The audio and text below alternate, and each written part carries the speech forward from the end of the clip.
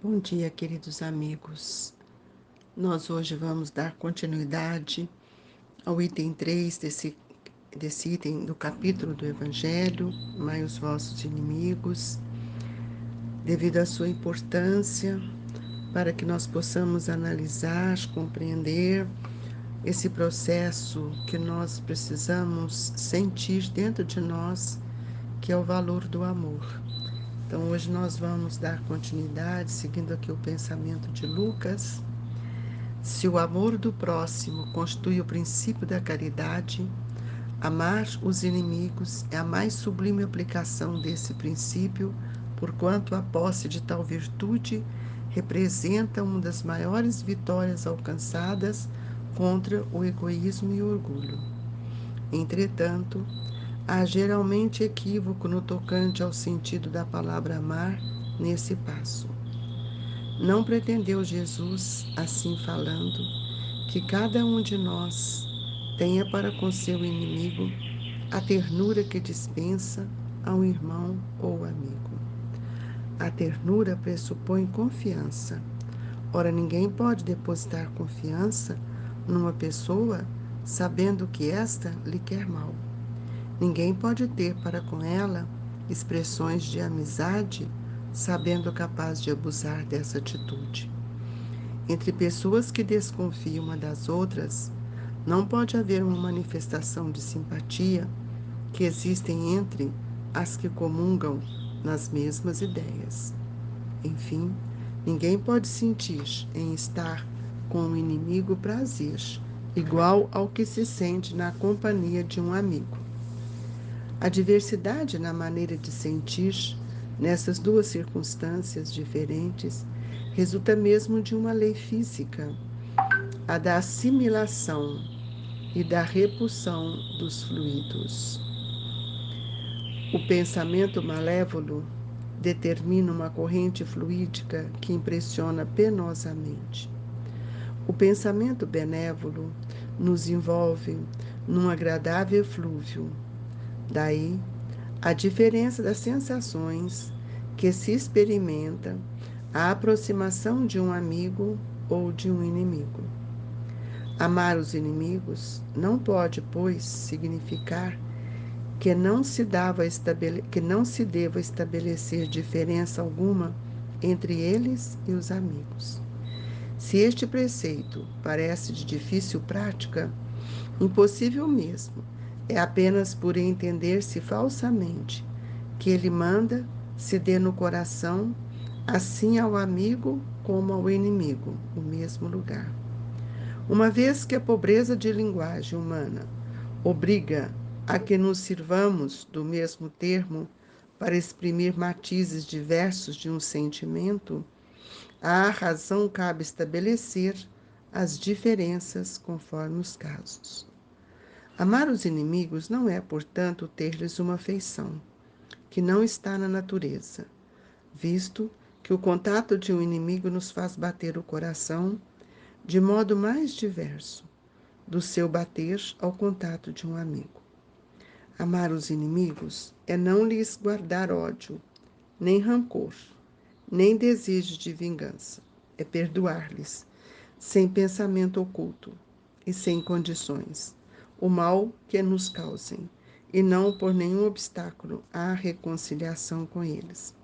É desejar-lhes o bem e não o mal. É experimentar júbilo em vez de pesar, como o bem que lhes advenha a socorrê-los. Apresentando-se ocasião, é abster-se, quer por palavras, quer por atos, quer de tudo que se possa prejudicar. É finalmente retribuir-lhes sempre o mal com bem, sem a intenção de os humilhar. Quem assim procede, preenche as condições do mandamento. Amai os vossos inimigos. Pai nosso que estais nos céus, santificado seja o vosso nome. Venha a nós o vosso reino. Seja feita a vossa vontade, assim na terra como nos céus. O pão nosso de cada dia nos dai hoje, Senhor. Perdoai as nossas dívidas, assim como nós devemos perdoar os nossos devedores. Não nos deixeis, Senhor, cairmos em tentação, mas livrai-nos de todo o mal, que assim seja.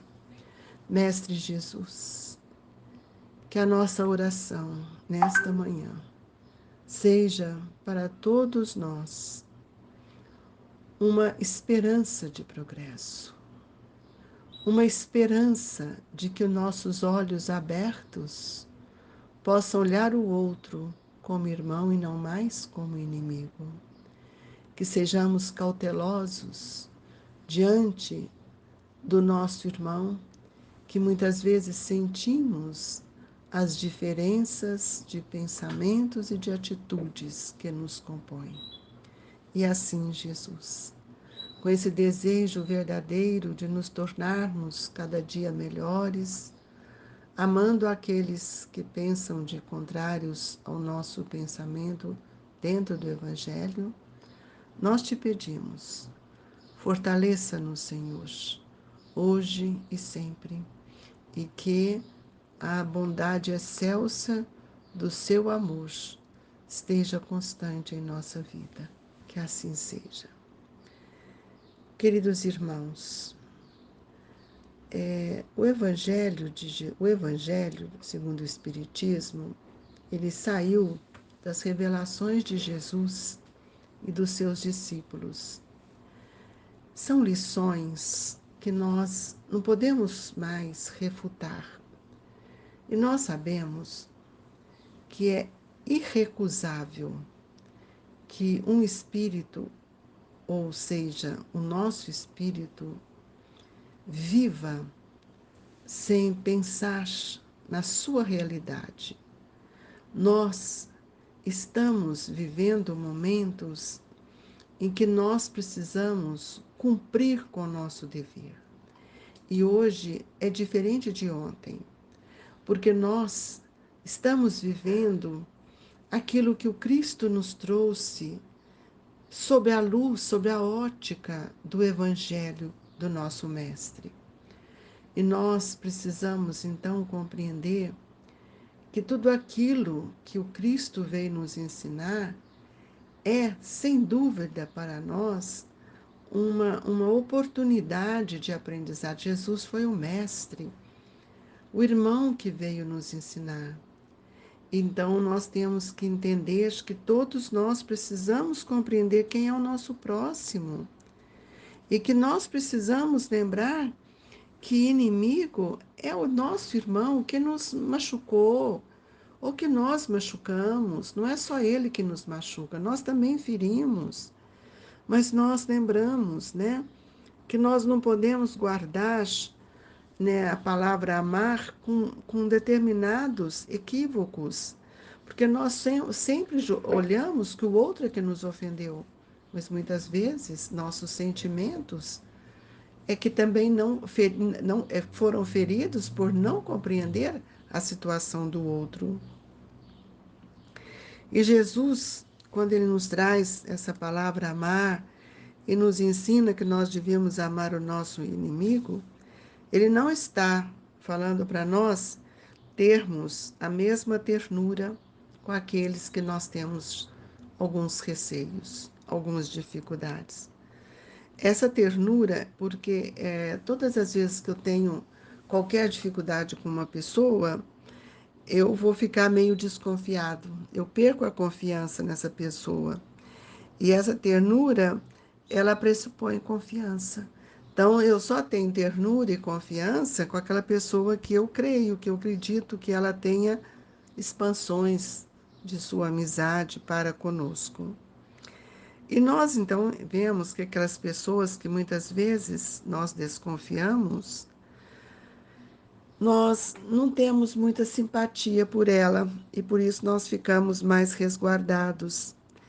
E o Evangelho é tão claro quando ele nos diz: ninguém pode sentir em estar com o inimigo prazer, igual ao que sente na companhia de um amigo.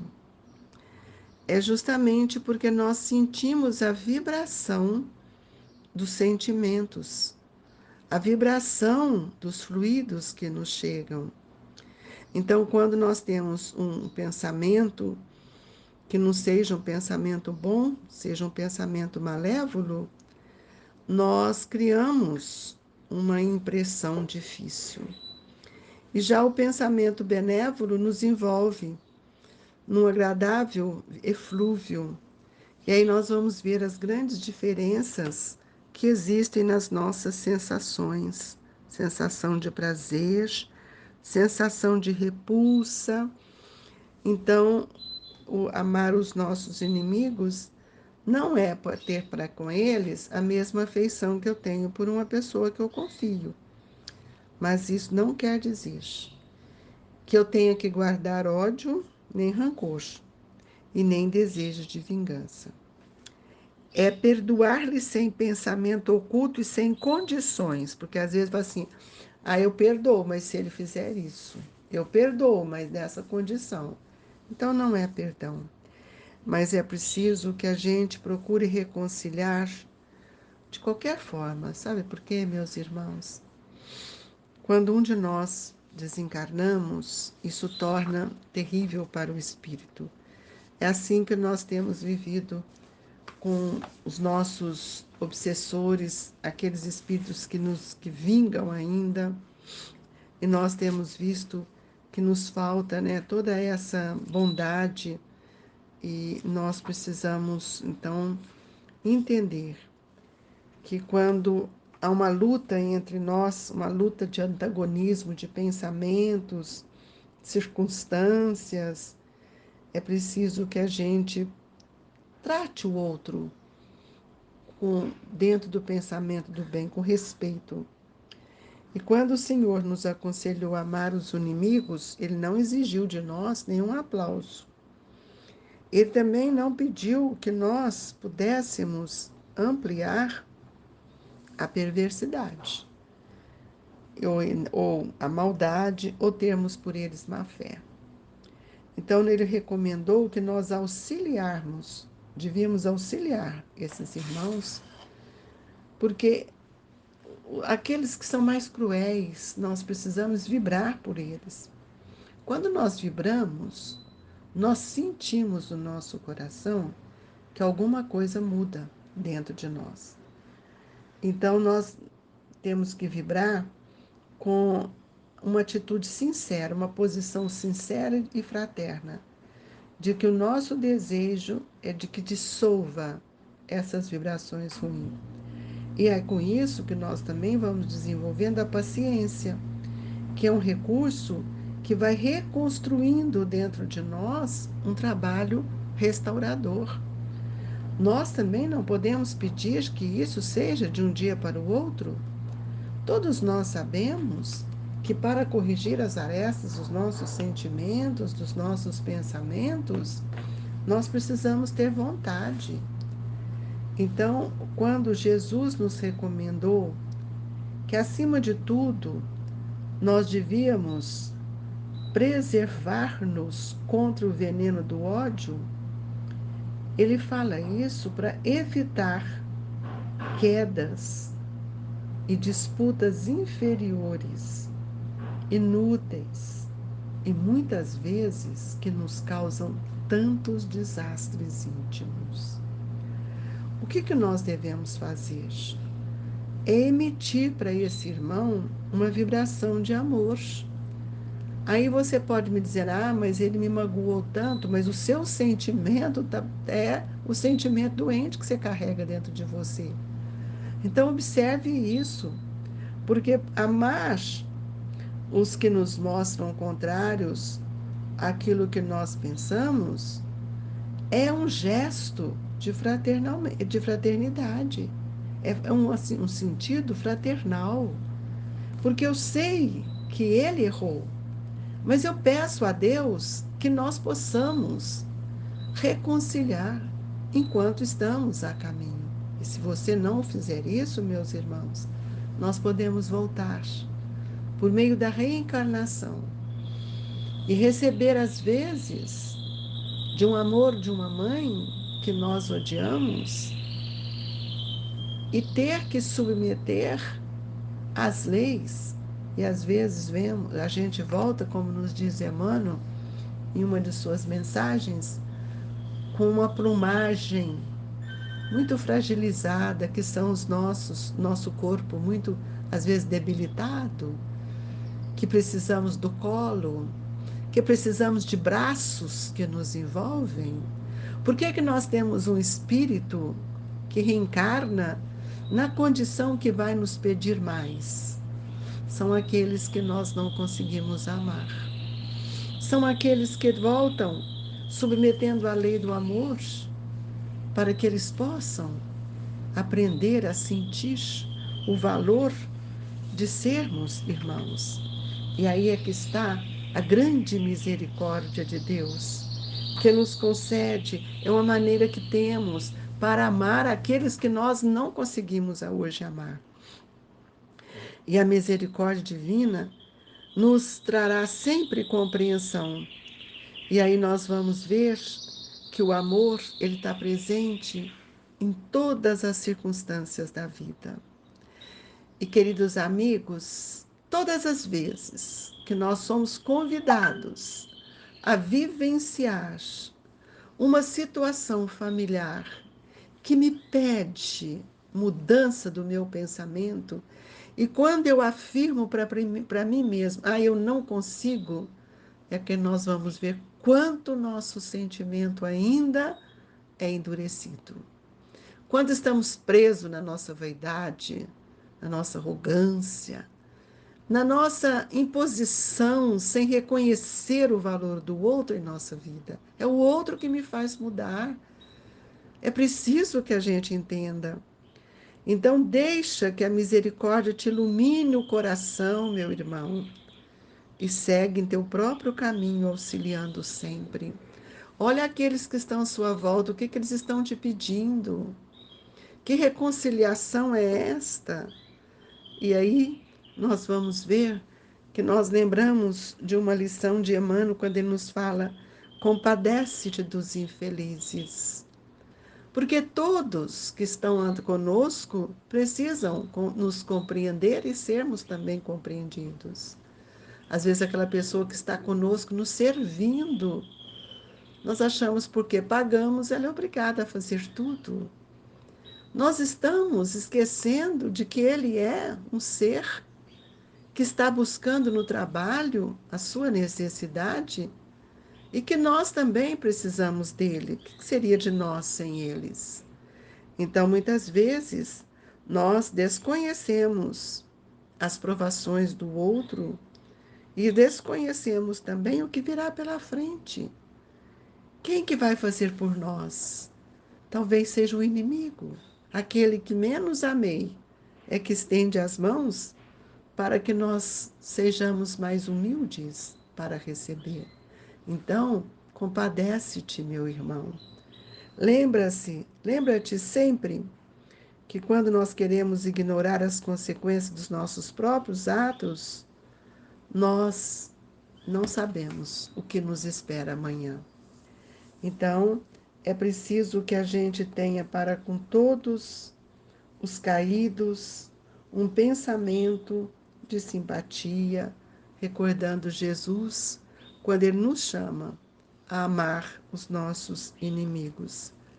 Então, que a gente possa sempre pensar, sempre, que todos somos suscetíveis à queda, todos nós, e que nós saibamos sempre entender e estender a nossa compaixão e socorro àqueles que passam por maiores dificuldades. Mas eu volto a insistir nessa reflexão. Olhe para você mesmo, meu irmão, e sinta quanto você traz sentimentos ainda endurecidos, exigentes, talvez seja um ponto de nossa própria imaturidade. E é preciso que nós caminhemos juntos. Por isso que Jesus nos disse: se for convidados a caminhar 1000 passos, caminhe mais 1000 passos, 2000. Então, é preciso que a gente seja mais sincero e que nós tenhamos dentro de nós o desejo de servir, porque quem não serve não vivencia as lições do nosso Mestre Jesus.